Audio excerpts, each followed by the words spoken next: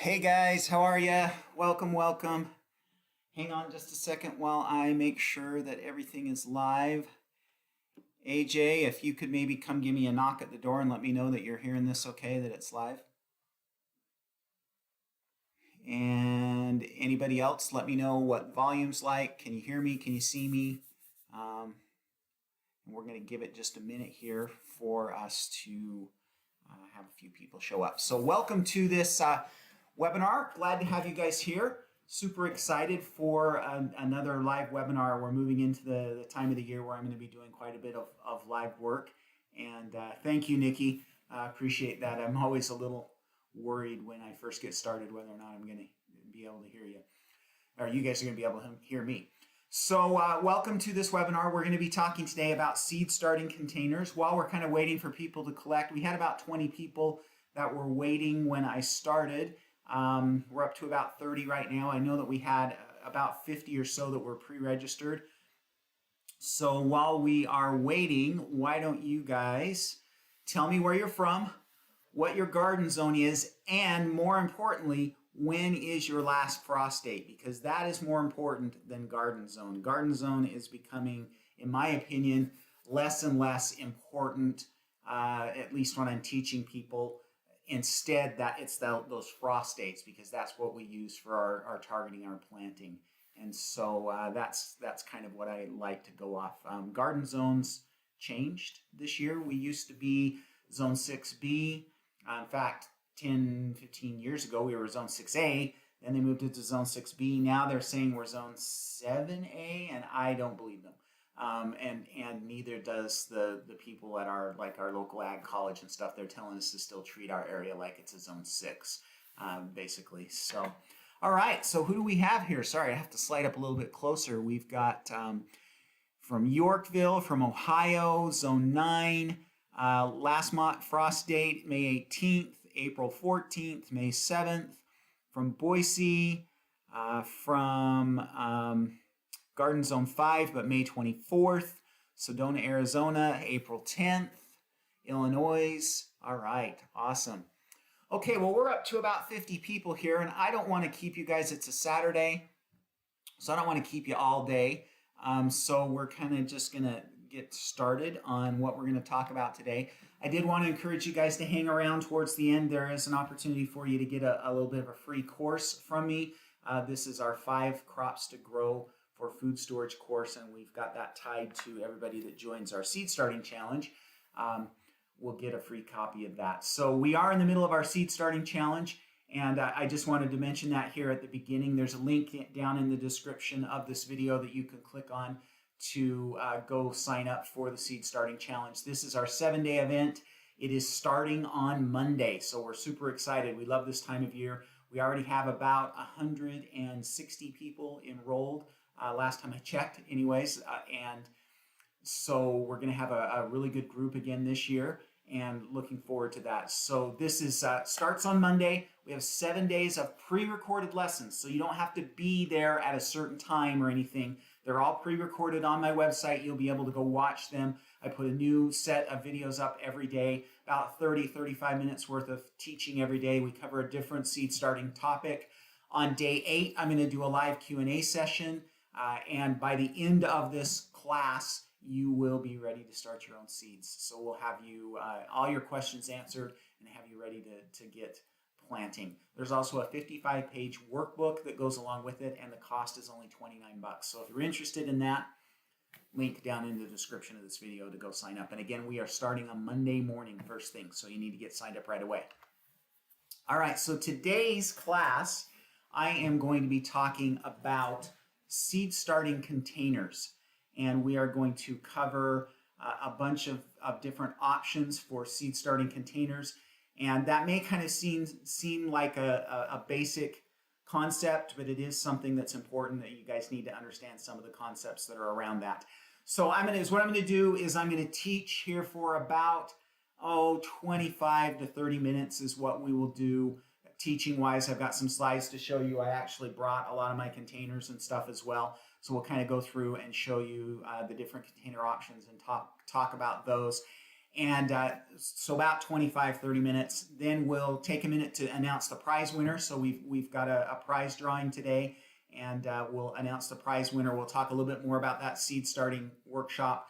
And then I'll take the last 10 or 15 minutes of the time that we've got here to answer a few questions. And my wife, AJ, is currently kind of monitoring the feed and looking for questions that she can get to me. And I've got a computer here to the side of me that will give me those questions. But I'm not going to answer questions till the end because I kind of want to get through the teaching, and I can't monitor the feed and the questions and teach at the same time, if that makes sense. So we're going to talk about 3 different types of containers that you can use for your seed starting. We're going to talk about recycled options, we're going to talk about homemade options, and we're going to talk about commercial options. And all of these are good options, some better than others. And I will explain why and some of the advantages and disadvantages of each as we go through and talk about them. But all of them are options that you can use and be successful with your garden for sure, and with your seed starting. So every option that we talk about today is going to be that way. So who am I? My name is Rick Stone. I'm the founder of the Gardening Academy and the principal author of the website Our Stoney Acres, which is also our YouTube channel, which is Stoney Acres Gardening. I'm a master gardener, and I have been gardening for over 25 plus years, approaching 30 years pretty quickly. We have been doing, this will be our 20th season of starting our own seedlings. So the first 5 or 6 years, we didn't really do our own seedlings, but about 20 years ago, we started growing our own seedlings. So I've been doing seedlings for 20 years now, and feel like that my system works pretty good, and we've been pretty successful. So that's me. So let's talk about containers. All of our containers have some requirements, okay? Very basic requirements. Number one, they need to hold the soil. They need to be able to contain the soil. They need to have some type of drainage. So they need to have some holes that will allow water to drain. The last thing we want is for a container that holds water to let that water pool in the bottom of the container. Because if that soil doesn't have a chance to get air and oxygen to it, then it's going to kill your plants. And so we absolutely have to have that drainage from those holes as well. And then the last thing that's really important is it needs to be either some type of food safe container if we're talking about recycling, or it needs to be something like this that is meant for seed starting. Okay, so basically we just want to make sure that we're not using, like old household cleaner containers or containers that have had oil or pesticides or herbicides or anything like that in them. Anything that's had chemicals in them, those can definitely leach out. Really old plastic containers could also be problematic because they can have those BPAs in them and things like that can be a problem as well. And so we basically just need to make sure that if we're using some type of recycled container that it recently was usable for food, so that we're making sure that we don't have something that has some chemicals in it or things that we need to worry about there. So that's kind of just the basic requirements. So let's go through and talk about the different types of containers. And I brought some, so I'm going to make myself bigger here, and we'll kind of go through and talk about these options. So the first option, I actually don't have any because we don't use yogurt cups. We don't eat yogurt much around our place anymore. But yogurt cups are a great solution for seed starting containers. Now, you do need to be careful with the fancy ones. So there's one brand, I can't remember the brand name, but it's the one that has the foil that you pull off on the top. And those containers are fluted at the top. So they're smaller at the top than they are at the bottom, okay? You don't want to use those for seed starting. And the reason why is because you'll never be able to get the seedling safely out of that container because it's too wide at the bottom, and so you won't be able to shake those seedlings out. But any other type of yogurt cup, as long as it's wider at the top than it is at the bottom, or at least straight, you should be able to use. And yogurt cups are a great solution. They come in a couple of variations of sizes, most of them pretty roughly the same.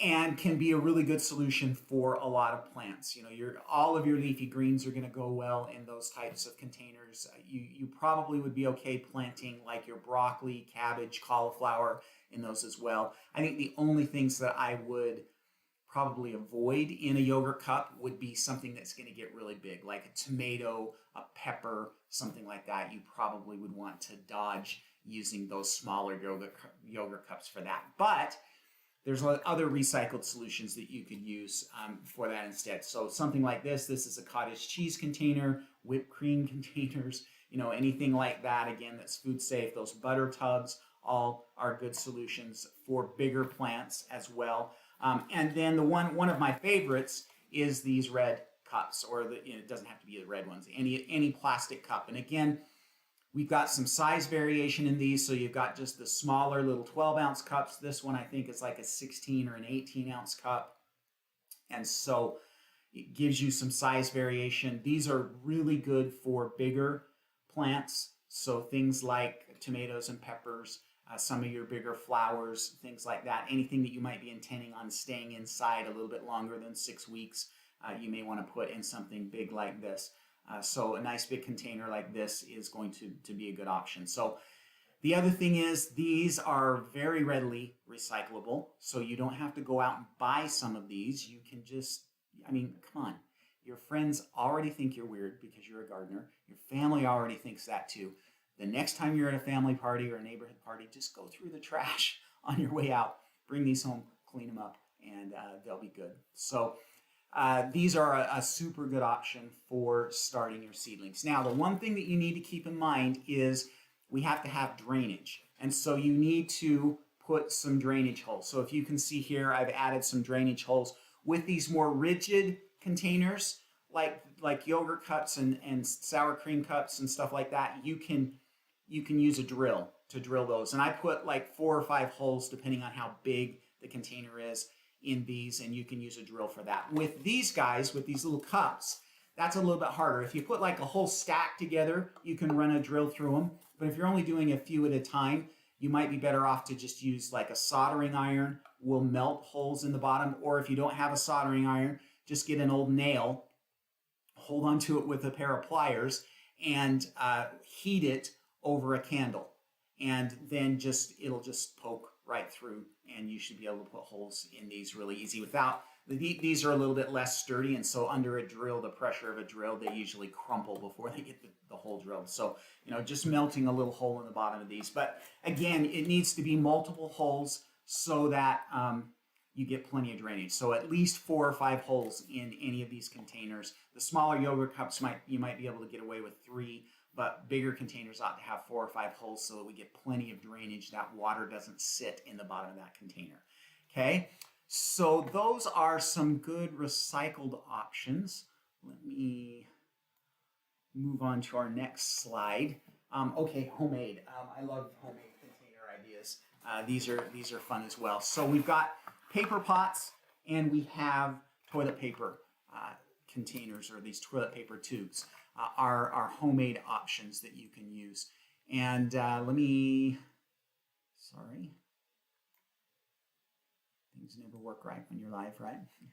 So let me show you these up close. So this is a paper pot that I made. I prefer to make these guys out of brown paper, like grocery sacks or package paper, things like that. That usually has a lot less ink on it, and that's a good option. And basically, you can make them as big as you want. So I made this one big for like a tomato or a big flower, something like that. You can also make them smaller.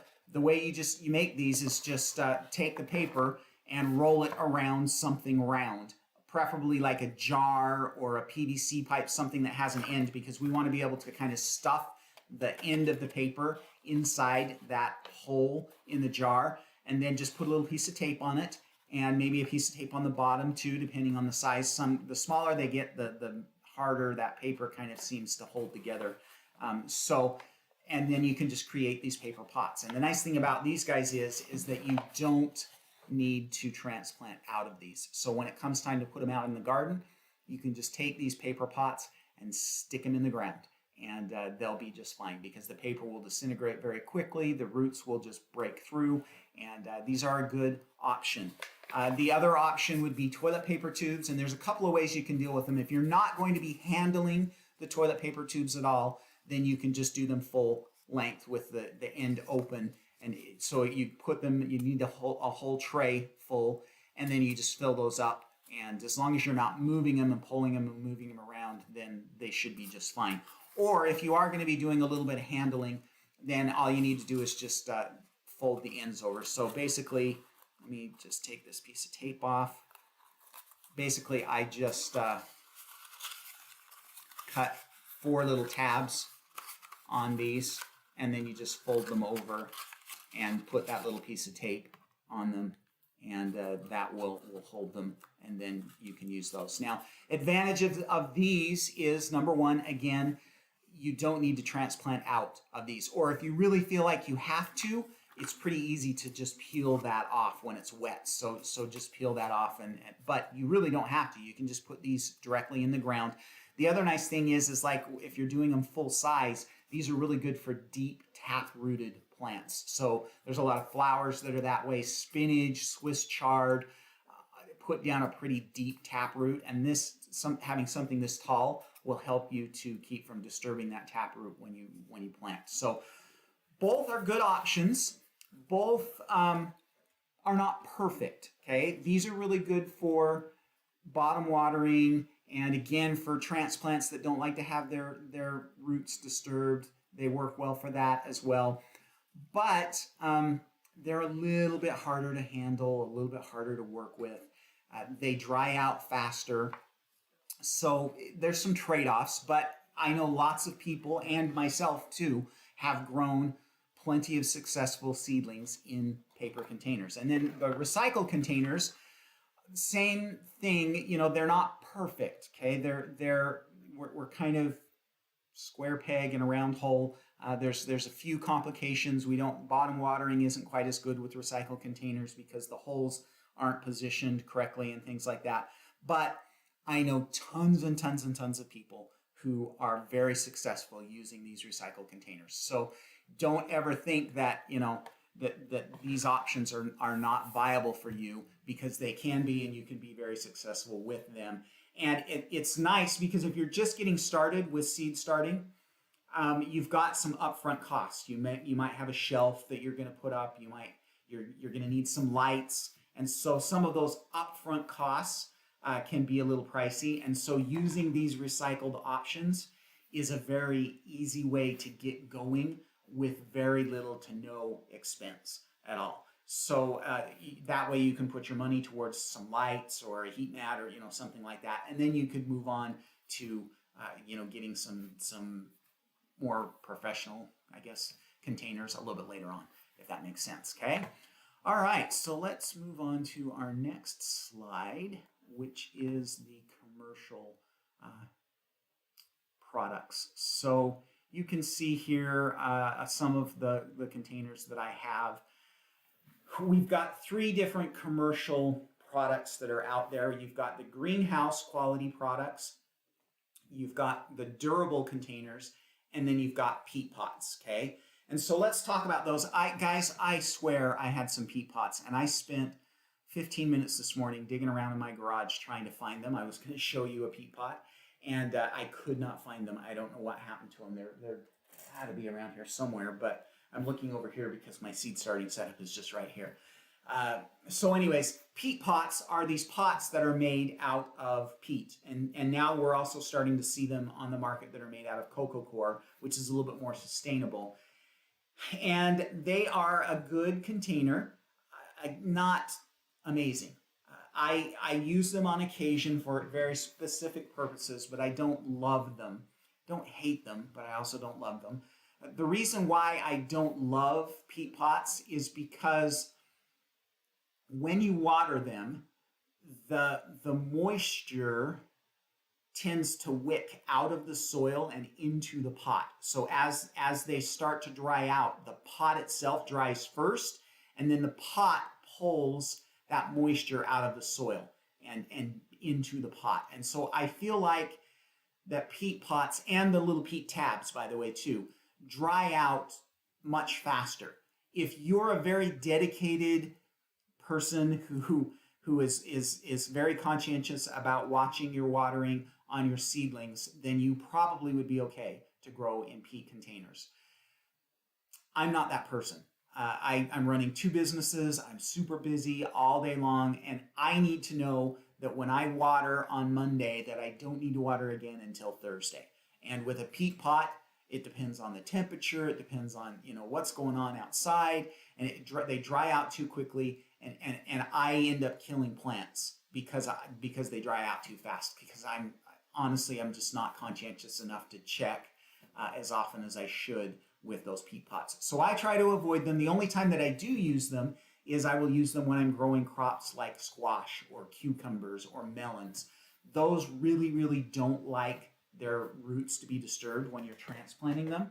And so I like to have those peat pots for those, because when we're done and we're ready to put them outside, again, all you have to do is just put that container in the ground. It will very quickly decompose and the roots will come out, and you don't have to disturb those roots at all. So there's much less transplant shock for those kind of sensitive crops like the squash family using those peat pots. So they do have their uses, but definitely not my favorite by far. And I've tried the discs, I've tried the pots, I've tried different sizes of both, and have never really fallen in love with them, if that makes sense. So let's talk about the other commercially available products. And first off, let's kind of talk about some of the greenhouse quality products. So these are kind of the standard ones that we see all the time.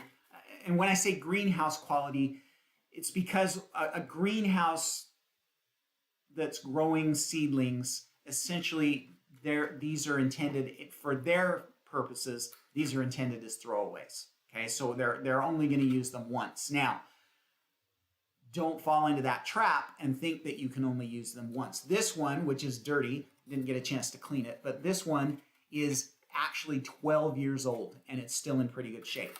This one is also 12 years old, and you can see that we're starting to have some problems with it. It's starting to fall apart. But I bought a whole bunch of these 12 years ago, and I'm just now starting to throw them out. So they do last for a good long time, but they are, you can see they're bendable, they're not as sturdy, they crack, and eventually they give out on you. And so those are what I consider greenhouse quality. And these also the same, although this one's a little bit more rigid and rugged, but kind of the same situation. And so they're much cheaper to buy. You can buy hundreds of these for the same price as some of the others, but they don't last as long. They're not really one-time use, but they will eventually kind of give out on you. And so, but I really like them. And these are what I used for years and years and years. And the reason why I love them so much is because they're intended for growing seedlings in. And so they work perfectly for my system. They just work perfect. They have the holes already in them. The holes are designed so that it allows water to come up inside.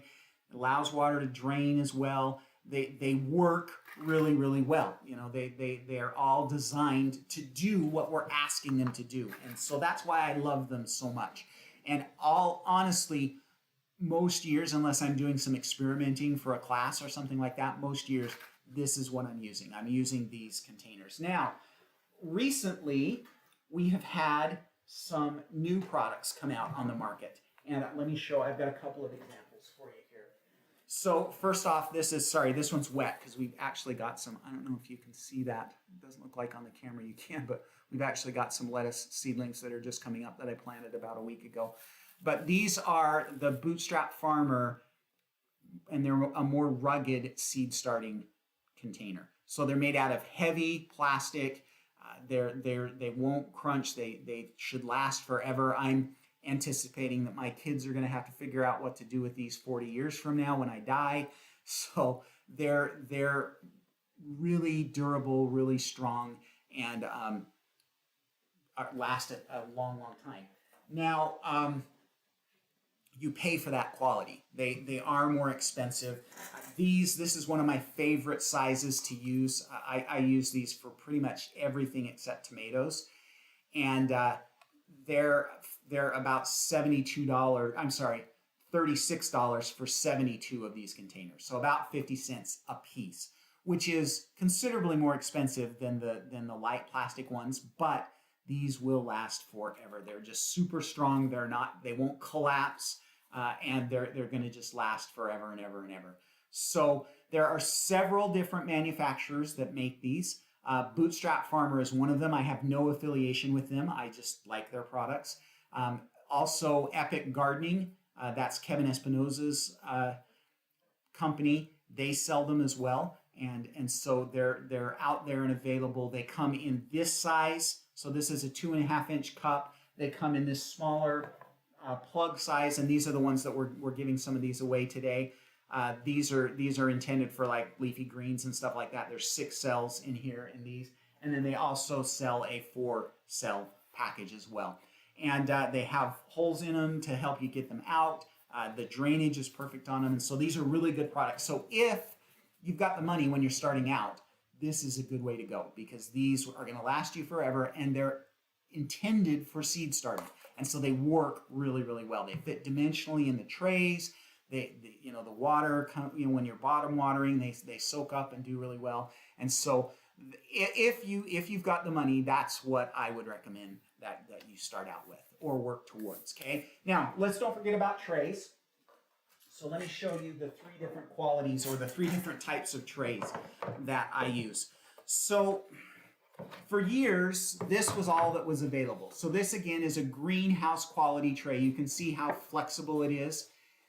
These guys will last for about 2 or 3 seasons is all. And then they end up, for some reason, they crack on the corners, and then they start leaking, which, especially if your seed starting setup's inside, we don't want to be messing around with leaks, right?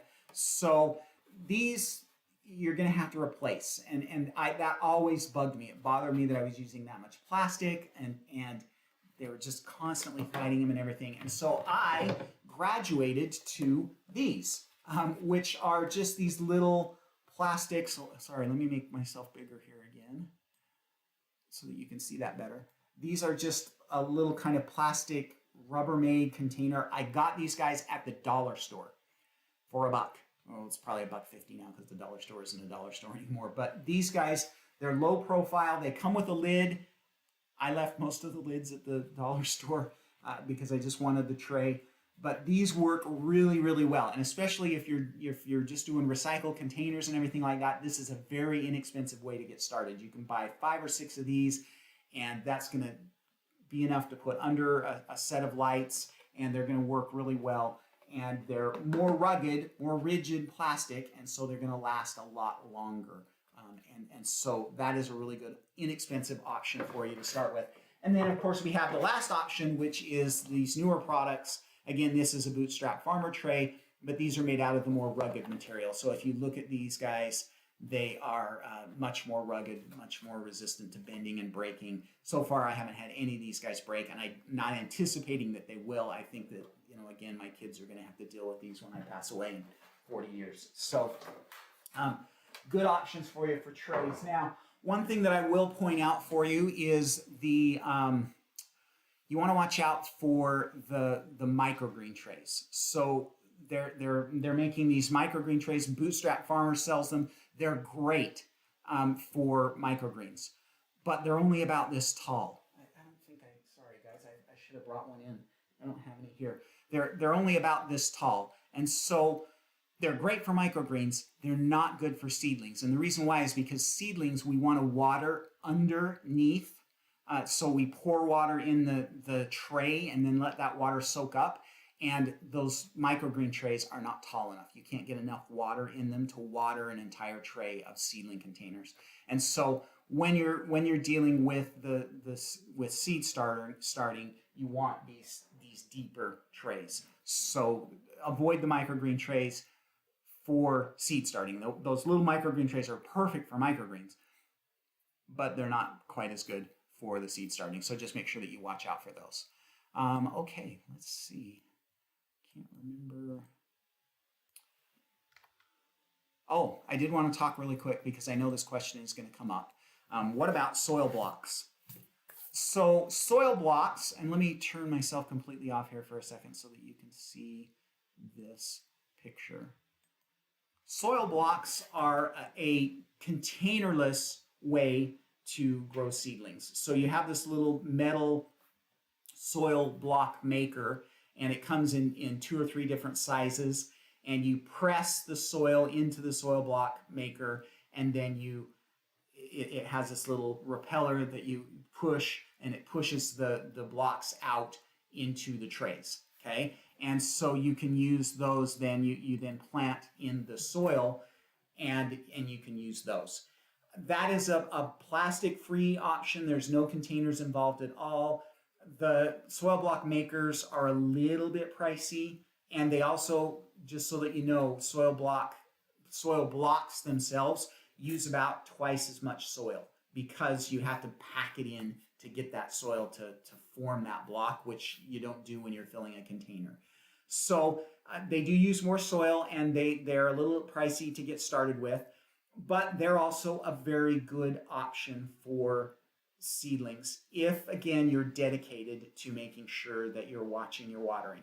They dry out a lot quicker. I've tried them, and I thought they were okay, but I didn't love them.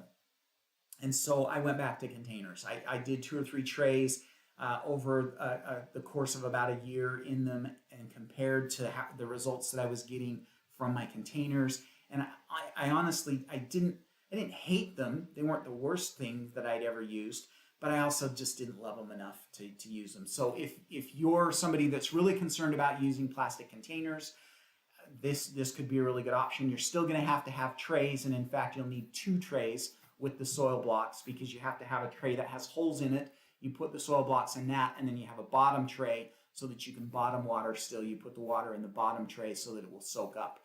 But soil blocks can be a really good option. A lot of people really like them and do really well in them. It's just something that I didn't like. I didn't dig them, and so I already had my containers, and I just went back to containers. So soil blocks, though, are definitely an option that you could use as well. Okay. If you guys want to start throwing up a few questions, you definitely can. It looks like AJ has already put up a few questions for us, and so we'll get to those here in just a second. Let me clean my desk surface off and see where we are on time. So we're about a half hour in. That worked out good. So go ahead and start throwing up those questions, and we will get those answered. But before we do that, let me just take a minute to talk to you about our seed starting workshop that is coming up. So our seed starting workshop starts on Monday, and it is, let me turn myself off here so that you guys can read this slide. It's an event that we do every year. So we have been doing it for this is our, I think, our 4th year that we've been doing this. It's a workshop that takes 8 days for you to go through. Just a little piece of time every day. So about a half an hour every day. I have 7 days worth of lessons for you. All of those lessons are pre-recorded. So you can watch them anytime during the day. You don't have to show up at a certain time. They're on my website, and so you will just log into your account and you'll be able to watch them at any time. And in fact, they're also they're not permanent, but you'll be able to watch them this entire season. So you'll have access to all of those lessons until June 30th of this year. So you'll be able to go back and watch them again. If you've got problems or issues, then you can look at those videos again. On day 8, which this year that will be the 19th of February, we will also do a live Q&A event. So we do that on Zoom so that it's more private. And you guys can submit questions for me. I'll answer those questions. We usually do 2 or 3 of those sessions throughout the day so that you guys can get your seed starting questions answered. My wife AJ also made a beautiful workbook, 55-page workbook that is yours to keep. So you'll be able to download that and keep that as well. So that course starts Monday.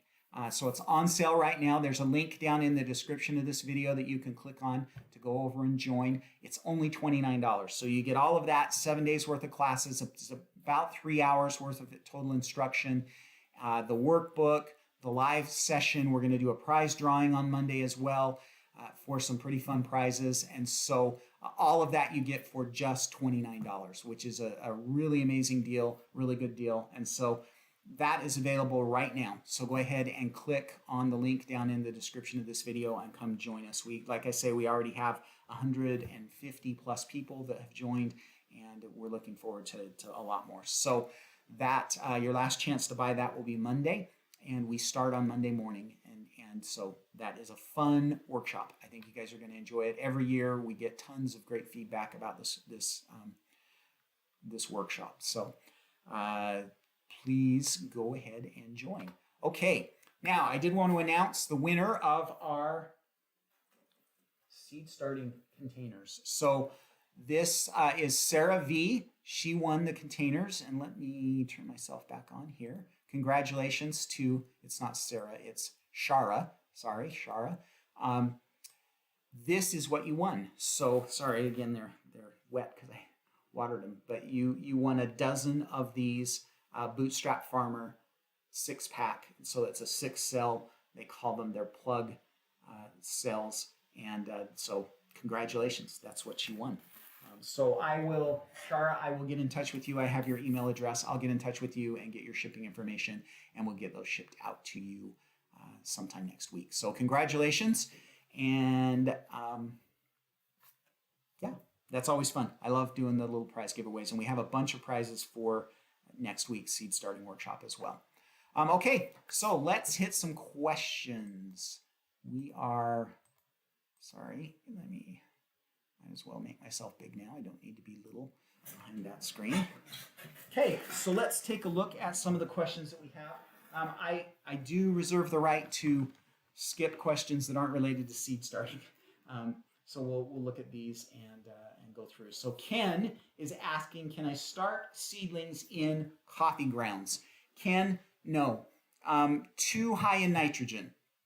You want to have kind of just a nice sterile soil.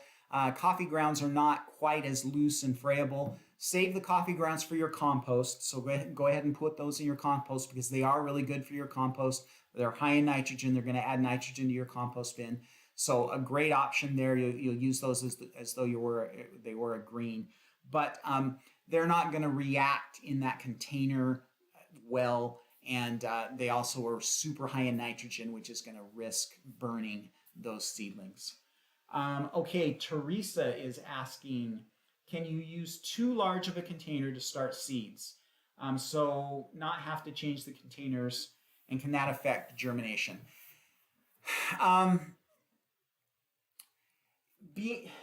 Honestly, I mean, this is probably, unless it's where did my cups go? Hang on. Unless we're talking these cups, this is kind of the maximum size that you're going to be using. And that really you shouldn't have any germination effects beyond that. So I wouldn't go anything bigger than this.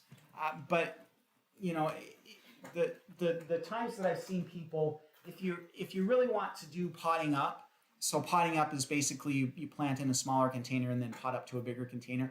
I don't teach that because I don't like doing it. It's just an extra task that you have to do. So I choose the container that it's going to ultimately be in and plant it in that, and then it just stays in that container the whole time. But you're not going to be, but again, I wouldn't use something like this for lettuce because you don't need a container that big for lettuce, and so it's a waste of soil. You do need a container this big for some of the bigger flowers and tomatoes and maybe peppers. But beyond that, that's why I love these smaller containers so much, because something like this is going to be great for all of your lettuces, your all of the leafy greens, spinach, kale, collards, all that kind of stuff is going to do really well. And then these here are going to be a nice size for broccoli, cabbage, cauliflower, Swiss chard, all of those kind of things are going to do really well in these. You could even if you're only going to do tomatoes, if you only want your tomatoes to be like maybe 5 or 6 weeks old, you could definitely still do tomatoes in these. And I use these for peppers too. So really, you don't fuss too much about the size. Just make sure that you put it in a container that's big enough that you don't have to transplant it out. Now, I ultimately sometimes will end up having to do a little transplanting out when we get to like our last frost date and we end up having an extra late frost or something like that, and maybe my tomatoes really need to get out of those containers, and so I'll end up potting them up into something bigger. But that's very seldom. I just kind of use those 2 or 3 sizes of containers, and away we go. Okay. All right, Lisa. Do glass jars work? No. The reason why glass jars won't work is because they won't drain. So we can't have any drainage with a glass jar. And so we don't want that water sitting in the bottom. That's going to cause root rot. It's going to cause disease issues, and it's going to suffocate those plants. They won't get enough oxygen. So a glass jar would not work. What about egg cartons with toothpick holes in the bottom? I'm not a big fan of egg cartons, and that's part of the reason why I didn't list them in the recycle thing. And the reason why is because they're just too small, okay? Unless you are growing something like a lettuce transplant that you only want to have in for maybe like 4 or 5 weeks, then an egg carton is just too small, and you're ultimately going to end up having to pot up. So if you were to try like tomatoes in an egg carton, you are going to have to pot those up, okay? The other thing is, the styrofoam egg cartons, I would be worried about chemicals in those, breaking down after constant watering. And then the styrofoam egg cartons, you're going to have a hard time getting the bottom watering to happen. With a cardboard egg carton, you should be able to do bottom watering. But again, they're just so small that I don't love them for that. Okay. How do you keep the paper pots? How do you water the paper pots without them falling apart? You do that by bottom watering. So you put those containers in your trays, and obviously I would have a whole tray full of them, and then you just put the water, instead of watering on the top, you put the water in the bottom. Okay, so you're just going to water in the bottom, and that will then soak up through the paper and into the plants, and that paper will stand up. It doesn't, and that's part of the reason why I don't love the paper pots, is because that eventually kind of starts to slough and stuff. But they still work, and they still are do just fine. So I wouldn't fuss too much about them. But as long as you have a container, a tray that's full of them, it kind of will just hold everything together. And the paper does a little bit better job of holding that soil together than just like the soil blocks do. When do you start bottom watering your seedlings? That's a super good question.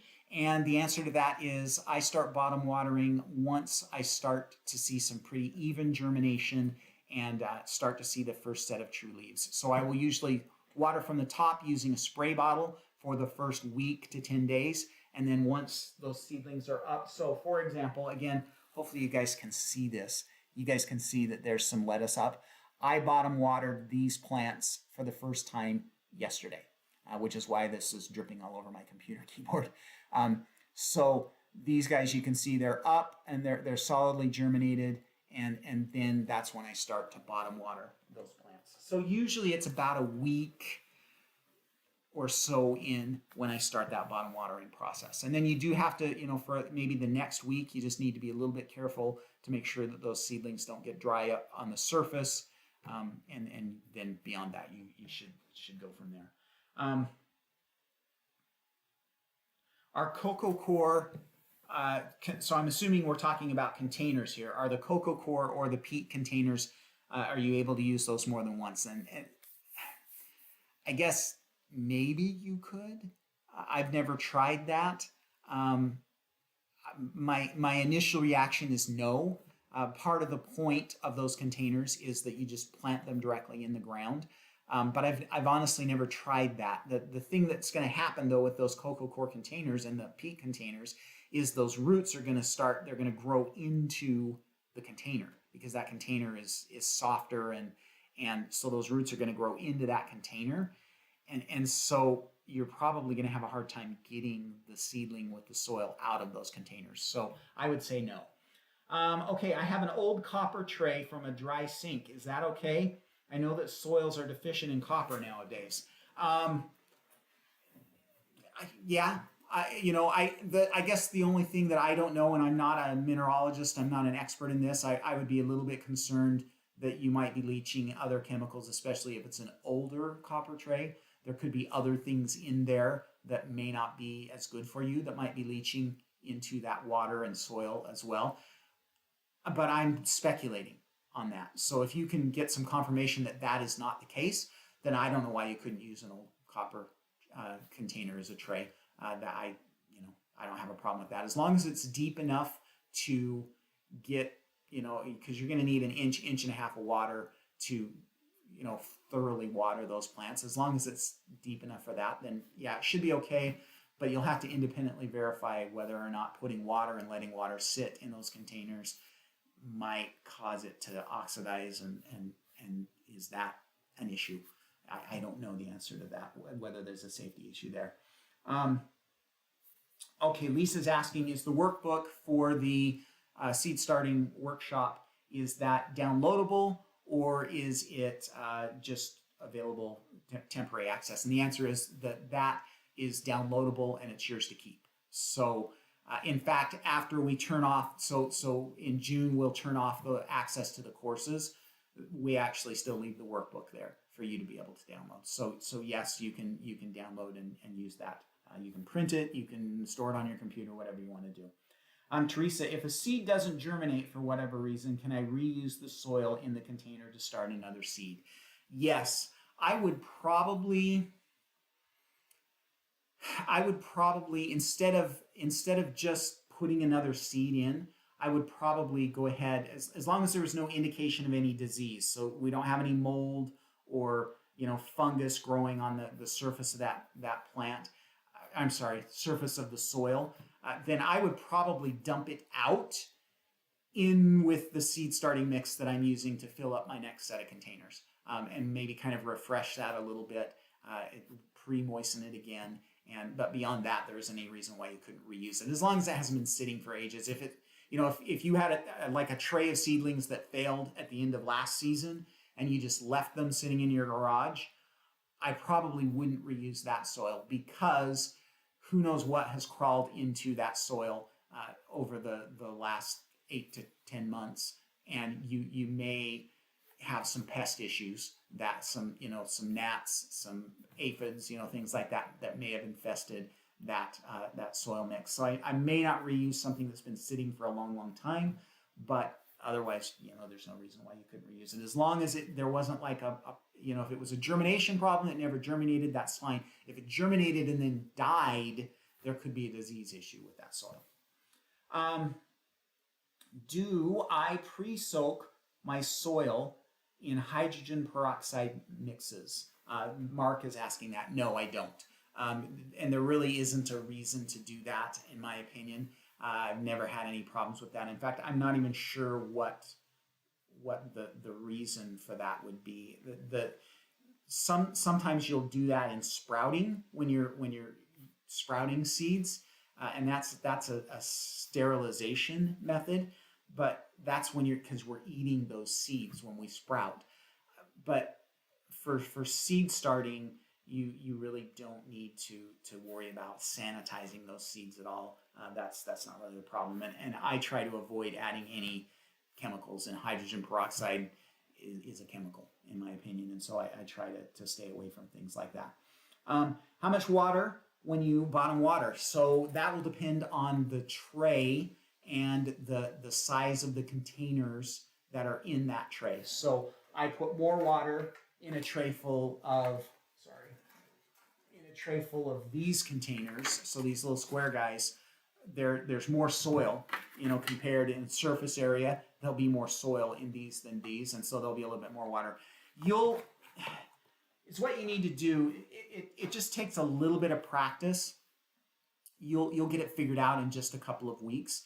You'll water and put enough water in, maybe even over water the first time.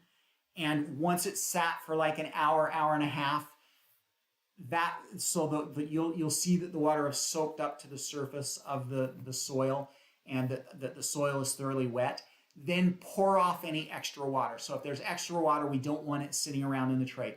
Pour that water off and then feel the tray. So take that tray and feel how much it weighs, okay? And get used to that weight. And then is what I try to do every day is I go around and I just pick up those trays. I just lift them up. And I learn very quickly what a fully watered tray feels like. And then I can just go through and go, oh, okay, it's been 2 days and it still feels okay. The next day, oh, it's much lighter. And so that ends up being a pretty easy way to judge. So first thing you want to do is maybe overwater, put a little bit more water in than you think it might need. Once that water is soaked up, pour that extra water off and then feel it. And then you'll kind of know what to do the next time, okay? Can I use your DIY seed starting soil to pot up the seedlings? Yes, absolutely. If you need to pot up, you can use your homemade soil. No problem. What are my thoughts? Teresa is asking, what are my thoughts on rock wool? For seed starting, if you're seed starting and you're putting them out in the garden, probably I wouldn't use rock wool. Rock wool is kind of an aquaponics thing. We use that a lot in aquaponics and hydroponics. And so, I mean, I've never done it, so I can't give you a direct answer, but I would think that it probably wouldn't kind of provide the structure that we ultimately want those roots to have. It's going to kind of give you more of a structure that's well suited for hydroponics and aquaponics than otherwise. But you could give it a try. I wouldn't use it on all of my seedlings, but that's an experiment that I actually haven't run. Okay. Does the tray type, Shane, I'm not sure, does the tray type for starting herbs? So, sorry, Shane, I looks like we kind of got part of that cut off. Most herbs are going to do well in a container this size. So these are 1 by 2 inch squares, and most herbs are going to do pretty good in something like this. Basil, I might put in a little bit bigger container like these guys, but most of your herbs are going to do okay because remember, we're not growing these long term. So we're only going to have them indoors for 4 to 6 weeks. 6 to 8 weeks is usually our target for most plants. So we're not growing them to full size. They're all still going to be fairly small and compact. And so, most herbs are going to do okay in just those 4 cell or the 2.5 inch blocks. They're going to be just fine because most herbs are not as aggressive as like a tomato or a pepper where they get relatively big. Most herbs are going to stay fairly small over that 6 week time frame. And so, you're usually in pretty good shape to just use those smallers. Okay. Barb is asking, can I use a copper sheet metal container? There's some oxidation on it where the finish is worn off. Again, Barb, I don't have any reason to tell you no. But I don't know whether that oxidization poses any problems for your plant health or your health. You'd have to do some research on whether that's a problem because I honestly don't know if that oxidization would be an issue. So that's the one thing that you would want to check. Okay, so AJ, we're going to... Okay, there's a little clarification. So Cheryl's question is the last question we're going to answer because we're 55 minutes in and I wanted to keep this to under an hour. So we're going to answer Cheryl's question and then we'll be done. Shane did have a clarification. Tray type, is there a tray type for herbs? No, I think I answered that pretty well. The containers that you use I think will be pretty good. And then Cheryl says, do you sterilize your containers before reusing them?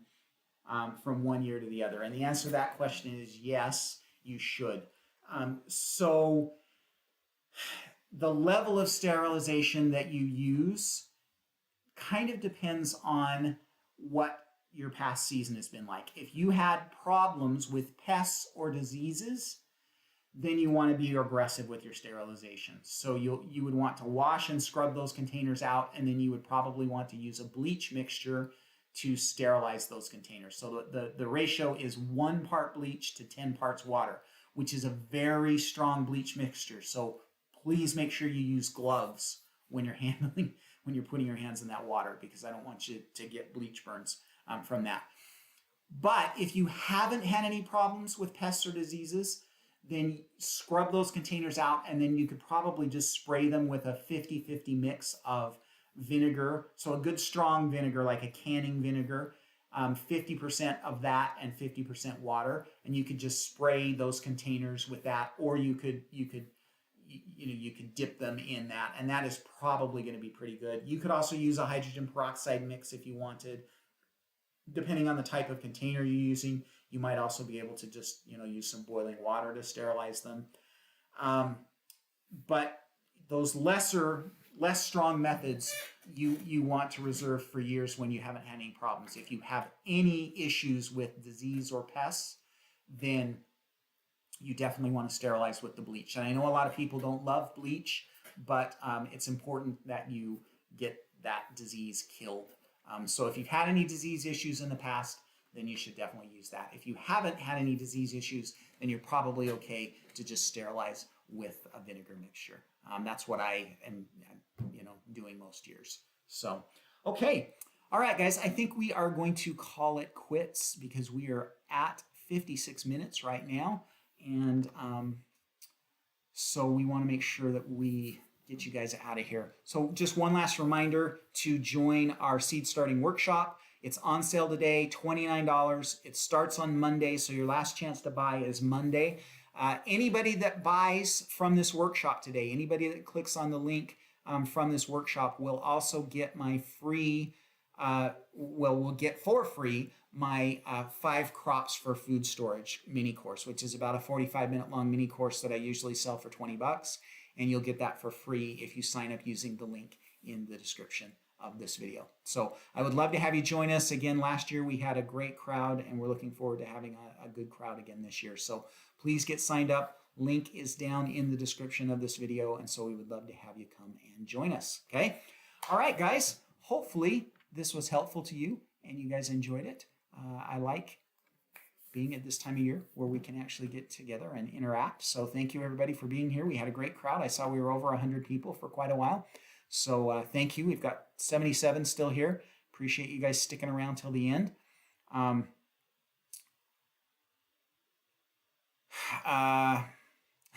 So Helen just asked, is there a question? Am I going to do a video on how to add soil to the Bootstrap 6 cells since they have the large hole in the bottom? Helen, the solution is you just put the soil in and you give it just a little bit of a tamp in, and that kind of packs it in, and then it sticks. So if you have any issues with that, let me know. You can send me a quick email. So yeah. Okay, guys, thank you for being here. Make sure you go join that seed starting workshop, and we will talk to you guys later. I'll have a video coming out next week, so we're going to talk about some things that you can be doing in your garden in February. Okay. All right. Thanks, guys. Happy gardening. We'll talk to you later.